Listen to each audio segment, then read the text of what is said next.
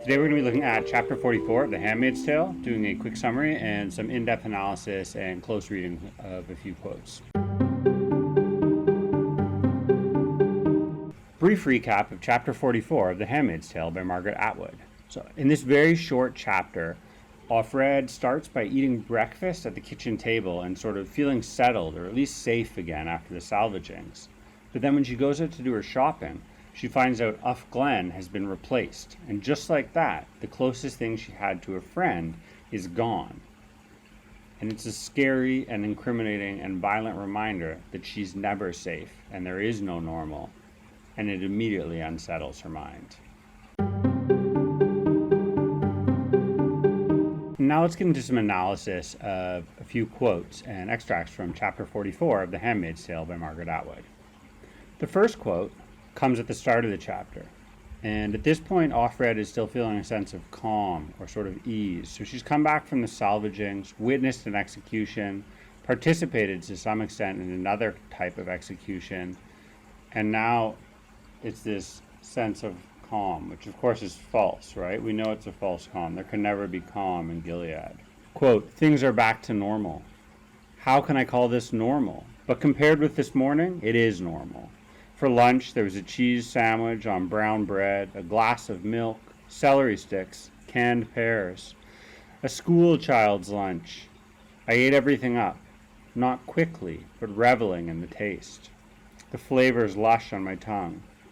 Now I'm going shopping, the same as usual. I even look forward to it. There's a certain consolation to be taken from routine." I think what this speaks to too is sort of the idea of a new normal and the adaptability of humanity, right? Atwood is saying, like, look, even under these terrible, horrible circumstances, we all look for some sort of routine, some normal. The way a zoo animal starts tracking out a pattern in its cage and tracing the same line over and over again, right? Atwood's tracing out this line, this pattern that Offred is following within the house, where she fits into her cozy habits. Not good, there's certainly not freedom, but there's something she understands, something habitual. This is also about the need for safety and security, right? At least at the home, she's not at a salvaging, she's not dying, she's not next in the hangman's noose. So we're talking about Maslow's hierarchy of needs here. We're right at the very bottom, right? A roof over your head and some food in your belly. And that's what she's doing. She's having breakfast back at the house. This is as close to safe as it's going to get for a handmaid in Gilead. Our second quote here is a little bit longer, and this is when she goes shopping, and in this new normal, there's a new Glen. So after just recently seeing Glen participate in the execution where she stomped the guy and said it was because she was doing him a favor and putting him out of his misery, because he had in fact been a part of the rebellion and not a rapist, as Aunt Lydia claimed, now that woman's just gone. She's vanished, right? Disappeared like a student in Argentina or in Latin America during the purges. Quote, "I am Glen," the woman says, word perfect. And of course she is, the new one.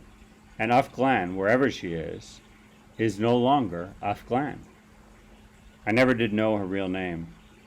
That is how you can get lost, in a sea of names. It wouldn't be easy to find her now. This is Atwood really again telling us handmaids are replaceable. They're cogs in a system, right? They're like a piece of meat, they're tattooed with a number, a cattle stuck with a brand, easily swapped out for a new body, because ultimately their only role they're fulfilling is corporeal. It's one of the body of the womb, reproducing and essentially being a vessel for the state in Gilead. To continue on this quote, "Outside all flesh, I say to the new Glen, we should go to the wall." So Offred's kind of testing her. I don't know what I expect from this. Some way of testing her reaction, perhaps. I need to know whether or not she is one of us. If she is, if I can establish that, perhaps she'll be able to tell me what has really happened to Glen. So Atwood's showing that Offred is willing to take a risk. She's going to say Mayday. She's going to let out this password of the underground to the new Glen to try and find out some information of the old Glen, which of course we know is a massive risk. In the third quote, we have Offred sort of in a moment of self-reflection and guilt, where she's again been backed up against the wall and is finding herself very, very stressed out. So she starts out normal, or new normal, safe and happy in the house, realizes that Uff-Glen has disappeared and been replaced with a new Uff-Glen, and then by the end of this short chapter, Offred again finds herself in this troubling no man's land, in a sort of in-between state, right? Hanging on the balance. Quote, "But I haven't done anything," I tell myself. "Not really. All I did was know. All I did was not tell. They know where my child is. What if they bring her, threaten something to her in front of me, or do it? I can't bear to think what they might do. Or Luke, what if they have Luke? Or my mother, or Moira, almost anyone. Dear God, don't make me choose. I would not be able to stand it. I know that. Moira was right about me. I'll say anything they like. I'll incriminate anyone. It's true. The first scream, whimper even, and I'll turn to jelly.